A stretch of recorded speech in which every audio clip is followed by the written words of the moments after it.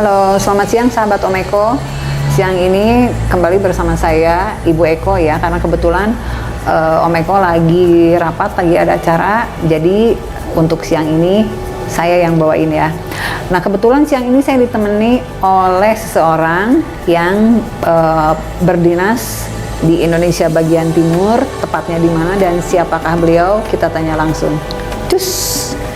Halo, selamat siang Mas Eni. Halo, selamat siang. Apa kabar? Baik. Nah, Mas Eni ini siswa di sini ya, pasis di sini.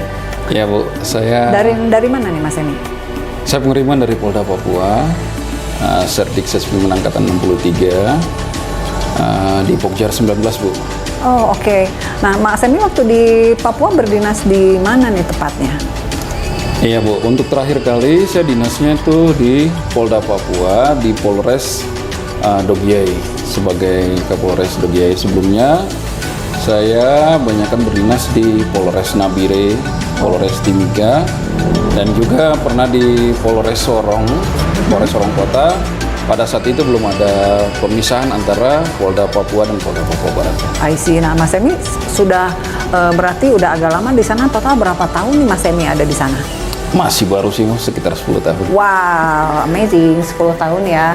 Nah, Mas Eni betah dong di sana? Sangat betah. Udah benar-benar feels like home ya? Siap. Mas Eni sendiri aslinya orang mana? Saya aslinya dari Ambon, Bu. Oh, aslinya Ambon, oke. Tapi pokoknya Ambon dan Papua sama aja udah feels like home lah ya. Siap. Terus Mas Eni gini nih, saya tuh karena kita lagi santai siang ini, kayaknya seru juga ya, karena kebetulan saya belum pernah ke Papua loh ya. Jadi saya tuh baru tahu Papua dari YouTube, dari apa segala macam, dan memang bagus banget ya Mas Eni ya. View pemandangan secara menyeluruh tuh kayak apa sih, kotanya panas atau apa, saya pengen tahu. Jadi gini Bu, untuk Papua itu selama ini kan orang berpikir bahwa Papua itu menyeramkan dalam tanda kutip. Yes. Tapi sebenarnya kalau kita sudah ke Papua, terus kita mengerti situasi budaya karakteristik di sana, bahkan alamnya di sana kayak gimana, ada lagu sampaikan tanah Papua, tanah yang kaya, surga kecil jatuh ke bumi. Jadi kalau misalnya kita sudah di sana dan kita membuka diri terhadap pesona alam Papua, nggak bakal kita tinggalkan Papua. Oh. Nah, gitu Bu. Jadi 10 tahun saya dinas di sana tuh rasanya yang tadi Ibu sampaikan seperti rumah kita di sana. I see. Jadi Okay. masyarakat di sana pun sangat terbuka dengan kita. Kalaupun mereka tidak memahami terkait dengan keberadaan kita, misalnya adat istiadat kita, terus pola hukumnya seperti apa, ketika kita menyampaikan pelan-pelan, mereka akan mencoba untuk memahami. Kira-kira seperti itu. Oh, I see. Jadi pokoknya Papua tuh tidak seperti yang some atau most people bayangkan ya. Siap. Indah. Dan how's about the food, Mas? Kalau untuk makanan Ibu, kalau untuk makanan di sana sangat berlimpah, hasil kekayaan alam baik dari hasil hutan maupun hasil perikanan, ada air tawarnya, ada dari Tapi banyaknya ikan-ikan ya, Mas ya? sangat banyak Bu, berlimpah di sana. Oh. Jadi di Papua tuh di tempatnya Mas Emi kebalikannya, di sini mungkin ya, karena kita di Lembang, kita di pegunungan, sayur dominannya, Siap. di sana mungkin ikan dominannya gitu ya, Mas? Ikan dan hasil pertanian. Oh, dan Sama apa itu? peternakan. Nah, kalau untuk pertanian, sayur mayur seperti yang kita lihat di Lembang di sana juga ada. Oh, Karena Papua sudah cukup maju, mulai dari ada transmigrasinya, termasuk hasil bumi dari kita rakyat asli Papua yang memang sudah banyak belajar, sehingga mereka bisa bercocok tanam sendiri. Oke. Nah, lalu Mas Emi mengenai tempat di mana Mas Emi pernah berdinas, tingkat kejahatan di sana tinggi atau tidak, Mas? Secara global. Ya, kalau secara global untuk angka kriminalitas memang agak cukup tinggi. Di tempat Mas Emi berdinas ya, Iya. saya katakan. Saya pernah di Jayapura Kota, itu tingkat kriminalitasnya cukup tinggi, mulai dari curanmor sampai kepada penganiayaan itu cukup tinggi. Untuk Polres Jayapura Kota yang pernah saya dinas jadi Kasat Serse itu bisa sampai 4.000 sampai 4.500 jumlah laporan polisi yang masuk dalam setahun. Banyak sekali ya ini. Nah, di antara banyaknya kasus, paling besar itu kira-kira apa, Mas? Kasus misalnya something like illegal logging, apa curas atau apa, bagaimana, Mas? Untuk kejahatan jalanan yang potensi kriminalnya cukup tinggi, itu di Curanmor, Bu, itu paling sering. Kemudian dari laka lantasnya juga lumayan tinggi. Wow. Oh. Nah, Mas, kalau mengacu pada laka lantas, kira-kira menurut pengamatan Mas Sem, apa sih yang menjadi faktor utama, faktor terbesarnya sehingga laka lantas itu menjadi urutan paling tinggi, paling atas? Iya Bu, kalau bilang paling atas tidak juga, tapi kita lihat dari segi kriminalitas dan laka lantasnya. Jadi untuk terkait dengan laka lantas ini, pertama, tidak semua masyarakat kita memahami tentang aturan lalu lintas. Oke. Yang kedua, terkait dengan perilaku sudah mengerti tetapi tidak mau mematuhi. Oke, kalau secara geografisnya sendiri gimana, Mas? Misalkan jalannya terlalu atau bagaimana? Itu mempengaruhi nggak? Itu sangat mempengaruhi, Bu. Jadi kita ini ada daerah pantai, daerah lembah, dan daerah pegunungan. Sehingga masing-masing daerah itu memiliki ruas jalan dengan pemeliharaannya sendiri-sendiri. Itu tergantung dari ada jalan kabupaten, ada jalan provinsi. Nah, yang sering terjadi di lapangan adalah kondisi jalan yang memang kalau di tengah kota memang terawat, tetapi bagian batas kota di daerah-daerah tertentu itu ada mengalami kerusakan, sehingga itulah yang potensi menyebabkan terjadi kecelakaan. Di samping itu, yaitu ketidakpatuhan terhadap peraturan yang sudah berlaku itu.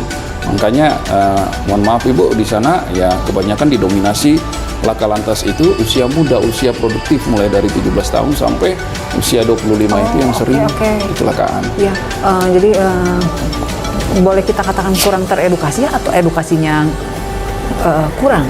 Ya, Mas ya? Kalau dari kita, saya pernah kasat lantas di Polres Nabi dan kasat lantas di Polres Timika, edukasi itu berjalan, hanya saja memang harus dibarengi dengan penegakan hukum dan edukasi yang terus kontinu. Tidak bisa kita hanya jadwalkan menurut kalender Kamtibmas kita atau kalender yang sudah ditetapkan, tapi kita harus lebih ekstra karena pemahaman akan pengetahuan lalu lintas ini, hukum lalu lintas ini, pengetahuannya tidak merata. Tentunya ada masyarakat kita yang dari pelosok yang turun ke kota itu tidak terdatakan oleh kita. Terus kita tidak mencoba untuk continue sosialisasi, itulah yang nanti penyebab mereka belum mematuhi, yaitu yang sering terjadi. Oke, itu menjadi salah satu faktor ya Mas Sem ya. Seru juga ya, sahabat Om Eko. Saya tetap bilang sahabat Om Eko karena ini Om Eko punya channel ya. Nah, oke Mas Sem, silakan minum dulu. Oke, nah Mas Sem terus terkait tadi kita bicara soal lantas, terus kan saya ini bukan pecinta, saya ini suka juga dengan hal-hal yang bukan berbau mistis juga, tapi sesuatu yang datangnya dari dunia sebelah. Karena kalau berkaitan dengan ada laka lantas, berkaitan dengan suatu kejadian yang pada akhirnya nyawa seseorang menjadi menghilang, berarti kan ada side off-nya nih. Nah, saya tuh pengen denger dong, Mas Sem itu ada nggak sih selama berdinas di sana pengalaman yang menyeramkan yang Mas Semi akan selalu ingat, yang pengalaman itu sebetulnya tidak masuk akal tapi it's happen gitu loh. Oh, siap. Jadi Bu, kalau berbicara mengenai sesuatu hal yang agak horor gitu, agak mistis dalam pelaksanaan tugas, memang iya setiap orang mungkin pernah mengalaminya. Nah, contohnya kalau saya di Polres Nabire pernah untuk mengungkap pelaku tabrak lari. Nah, cerita singkatnya, ketika ada pengendara motor itu dia menyeberang jalan, dia motong tikungan itu, ditabrak sama pengendara truk, itu sampai terseret, jaraknya itu kurang lebih 300 meter, jadi otomatis hancur. Nah, setelah itu kejadiannya jam 10 malam. Jam 10 malam waktu Indonesia Timur. Berarti kalau jam 10 malam di sini di Jakarta jam 12 malam. Jam 12. Jadi setelah itu sopir truknya kabur. Kemudian mayat yang korban tinggal di TKP, anggota melapor. Saya sebagai kasat lantas Polres Nabire waktu itu ke ruang kerja, kumpulkan anggota yang piket, termasuk yang untuk unit lakalnya sudah turun ke jalan. Kami berdoa dulu. Karena kalau saya tanah Papua ini suatu hal, ada hal-hal yang sangat menyentuh ke kitanya. I see. Nah, jadi ketika kita berdoa terus diberikan petunjuk sama Yang Kuasa, mulailah dari TKP. Dan memang prosedur kita segala sesuatu itu kejadian kriminal atau laka lantas kita mulai dulu dari TKP. Waktu sudah tengah malam jam 10 kita kerja sampai jam 12 olah TKP, kemudian seperti ada arah petunjuk. Saya lihat tetesan darah itu, kita patroli seputaran jalan itu ada tetesan darah. Saya nggak ngerti itu darahnya dari mana, tapi ada masuk ke salah satu tempat yang kurang lebih 3 km dari tempat itu. Itu menuju ke daerah namanya, di sana ada daerah namanya tuh Karang Barat. Seperti apa Mas? Seperti hutan atau bagaimana? Perumahan, ada rumah-rumah masyarakat pendatang, ada juga suku asli di sana. Kemudian ada mungkin kurang lebih 500 meter itu ada menuju ke hutan. Jadi ada lorong yang menuju ke hutan. Di situ ditanam ini apa namanya, pohon-pohon salak. Kemudian ada hutan di bagian arah gunung. Perasaan saya, kamu ikut terus. Kemudian setelah tadi di TKP melihat kondisi korban, jadinya tuh kayak ada yang ngerahkan, ngikut terus. Kebetulan ketika saya lewat, itu ada bagian belokan itu seperti baru ditabrak. Kemudian truknya itu lewat kebun salak. Di depan belokannya itu ban truk itu kan sempat nginjak daun-daun salak itu, pohon salak yang kembang. Di situ ada melekat, minta maaf, ada bagian dari organ kepala yang ketinggal. Nah, disitulah yang menjadi titik terang kita masuk. Nah, ketika ketemu di truk yang sempat, yang tadi terlibat laka lantas itu, di situ sopirnya udah kabur. Cuman saya bilang nggak usah kejar, kembali kita berdoa di situ. Nah, setelah berdoa kami balik mencocokkan plat nomor truk di Samsat pemiliknya siapa, dan puji Tuhan alhamdulillah kita bisa tahu ada 3 tangan. Jadi artinya pemilik pertama sudah berpindah ke pemilik kedua, dan pemilik kedua ini pinjam pakaikan ke pemilik ketiga. Nah, disitulah terbuka jalan bahwa siapa yang membawa kendaraan yang sampai terlibat. Nah, di situ berhasil diungkap. Itu pengalaman-pengalaman yang agak sedikit bawa ke situ yang tadi Ibu sampaikan. Yang kedua, pernah juga terjadi ketika saya menjabat Kasat Lantas di Polres Mimika. Kondisinya waktu itu sering terjadi laka lantas menyebabkan korban meninggal di usia produktif antara 17 tahun sampai 25. 25 tahun. Ya. Nah, banyak kan anak sekolah sampai kepada yang kuliahan ataupun yang sudah menikah. Nah, di belakang ruang pelayanan SIM itu sudah ditumpuk kendaraan yang terlibat laka lantas itu kurang lebih 1.700-an. Jadi sudah numpuk-numpuk karena sekian tahun, apakah karena nggak pernah diambil sama keluarga sebelumnya yang terlibat laka, ataupun karena memang proses hukumnya seperti apa yang berlanjut pada saat dulu sehingga terjadi penumpukan. Nah, sebagai Mas, mohon maaf, tapi ini penumpukan tuh dalam satu ruangan ya? Di belakang, ruangan terbuka hanya dibatasi keliling oleh pagar dinding. Dinding tertutup? Iya, dinding enggak tertutup bagian atas, tapi dikelilingi pagar tembok. Oh, pagar tembok, Ya, pagar tembok. Kemudian saya berpikir bahwa ini kan ruangan pelayanan SIM. Nggak enak dipandang kalau yang datang buat SIM, dia ngelihat banyak kan barang bukti di belakang. Tumpukan itu.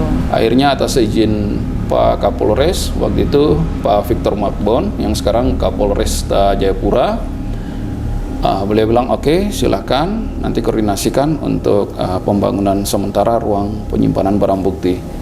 Nah, kita bangun di atas tanah 20x20 lantai 2 untuk 1.700 kendaraan. Kendaraan itu kebanyakan adalah akibat laka lantas. Nah, yang mistisnya di sini, Bu, ketika kita pindahkan butuh waktu sekitar 4 hari karena banyak, kita ngangkat pakai alat berat juga.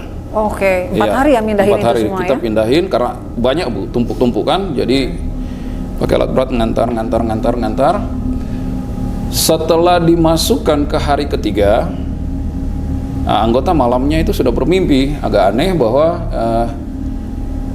saya sebagai Kasat Lantas termasuk anggota, kita naik dalam satu perahu, perahunya corak Papua, ala-ala Papua. Kemudian di tengah laut kita mendayung terbalik. Itu anggota lapor sama Ya, Mas anggota Emi lapor ke mengenai saya. mimpinya. Kemudian anggota waktu ngantar hari keempat terakhir, mereka waktu itu menjelang maghrib. Jadi suasananya memang sudah agak Pengantarannya gelap. menjelang maghrib, Mas. Ya, karena banyak kan Bu, jadi kita harus, ini kan jam pelayanan juga, kita harus nunggu pelayanan SIM selesai dulu, Oke, baru kita iya, ngantar. iya, iya. Begitu dimasukkan terakhir di hari keempat, ini menurut anggota saya tidak melihat langsung, bukan satu anggota yang bercerita, ada 4 anggota yang bantu untuk ngawal juga. Kemudian ketika kita masukkan kendaraan terakhir, ada salah satu lampu dari sepeda motor yang nyala. Dia kedip-kedip, kemudian begitu kita dekati, padam lampunya. Oh, pas didekati padam ya. Terus anggota yang gitu gimana, Mas? Langsung mereka ketakutan atau langsung Iya. kabur atau gimana sih? Ya itu pasti manusiawi Bu. Jadi karena ruangan itu kan kita belum belum pasang lampu, belum pasang iya. lampu, jadi penerangannya belum ada. Menjelang maghrib udah agak gelap. Akhirnya mereka lari keluar, tinggalkan lapor kecil. saya. Saya bilang oke, kalau gitu dari kantor di tengah kota itu kurang lebih 12 sampai 15 kilo saya harus kembali. Itu malam, Mas? Ya saya sampai itu sekitar udah jam 7 lewat. Oke. Begitu masuk saya bilang, sudah rekan-rekan di luar saja, luar pintu tunggu, kasih waktu saya 5 sampai 10 menit. Kalau misalnya lebih dari waktu itu berarti rekan-rekan harus masuk panggil saya. Saya mau tanyakan sebenarnya ada apa. Kita nggak punya pengalaman spiritual atau berbau mistis dengan hal seperti itu, tetapi saya punya kewajiban, artinya saya yang memerintahkan untuk pindahkan barang bukti atas izin Kapolres. Saya juga harus tahu sebenarnya apa yang berlaku di dalam. Ketika saya masuk, kemudian Sendiri nih, Mas Emi nih, masuknya saya sendiri, anggota di luar gedung, ruangan yang kita bangun itu. Saya masuk, terus saya doa sebentar. Nah, itulah ketika kita berdoa meminta petunjuk berhadapan dengan hal seperti itu, tentunya kehadiran mereka kita nggak bisa bilang nggak ada, otomatis perasaan itu ada. Kayak gimana perasaan Semi waktu itu, Mas? Pas berdoa tuh. Perasaan saya, semua kendaraan itu memiliki jiwa. Jadi mereka itu semuanya berdiri di samping motornya masing-masing, sepeda motornya itu. Iya. Jadi memang agak kerasa kayak gimana, tapi saya percaya ketika Tuhan menempatkan seseorang dalam tugasnya di daerah manapun dia pasti disertai, dilindungi. Saya hanya cuma mau tahu ada apa, kan maksud saya baik tuh Bu, pindahkan supaya kendaraannya terawat. Kalau memang masih ada pemiliknya kan biar datang ambil, keluarganya itu kan datang ambil. Kemudian setelah merinding juga dong ya waktu itu. Ya pasti Bu. Saya pun kalau hari itu nggak kuat, ya pasti saya suruh anggota masuk. Kemudian ketika berdoa selesai, mereka nggak menyampaikan apa-apa, hanya saya melihat bahwa berbagai macam orang penduduk asli maupun pendatang yang pernah meninggal terlibat laka itu muncul. Seakan-akan muncul hadir. Kemudian ketika saya buka mata sangat gelap, anggota udah di belakang saya. Kemudian sudah lewat dari 10 menit. Oke. Nah itu satu kali. Besoknya pun anak-anak kecil, karena asrama tidak jauh dari tempat penampungan sementara barang bukti ini, anak-anak yang main ke belakang pun masih, menurut mereka anak-anak kecil yang cerita ke orang tuanya bahwa ada suara-suara gitu, ada yang nangis-nangis. Mereka bisa ngelihat juga mungkin? Mungkin seperti itu Bu. Wah serem juga ya. Tapi setelah Mas Sem doain, terus akhirnya pada akhirnya beres, dipindahkan, itu clear. Sekali lagi di hari kelima, karena paginya dikasih tahu kayak gitu, hari kelima menjelang maghrib itu saya sempat juga ke sana sendiri, cuman dikasih tahu sama anggota, kemudian kalau bisa jangan terlalu lama di dalam. Kenapa? Makanya takutnya anggota ketika terjadi sesuatu, anggota masuk ke dalam itu udah telat gitu. Oh, oke. Jadi saya masuk, saya bilang mereka pegang senter, pegang senter paling 5 menit. Nah waktu saya masuk lagi sudah teduh, sudah nggak ada. Oh iya. Cuman saya sampaikan, minta maaf kalau disampaikan mungkin kita agak sedikit kayak gimana gitu. Cuman saya sampaikan bahwa saya berdinas di sini bukan karena kemauan saya. Saya berdinas di sini atas petunjuk dari Yang Kuasa untuk melayani sesama di sini dalam profesi kepolisian. Tergantung dari semua saudara yang sudah mendahului saya mau menerima saya baik apa adanya. Tetapi kalau memang tidak mau menerima, permasalahannya di mana. Tapi setelah itu teduh. Setelah saya aminkan doa, itu teduh, nggak ada apa-apa lagi. Sampai saya sudah ikut pendidikan ini nggak pernah ada cerita apa-apa. Oke, jadi artinya sudah selaras lah gitu gambarannya ya. Penyelarasan energi, penyelarasan semua. Wih, lumayan juga ya. Ini sahabat Emoko, ini ceritanya sangat menarik dan lumayan sih. Agak merinding juga kalau ngebayangin kalau saya yang ada di sana. Tapi Mas Emi hebat sih, bisa melalui semua itu tahapan-tahapannya dengan tenang tentunya ya. Siap. Dan tetap doa ya Mas Emi tentunya. Amin. Ya, Tetap, Bu. dimanapun berada. Duh Mas Emi, saya mengucapkan makasih banyak nih atas waktunya. Siap, Bu. Pengalamannya Terima kasih. sangat menarik.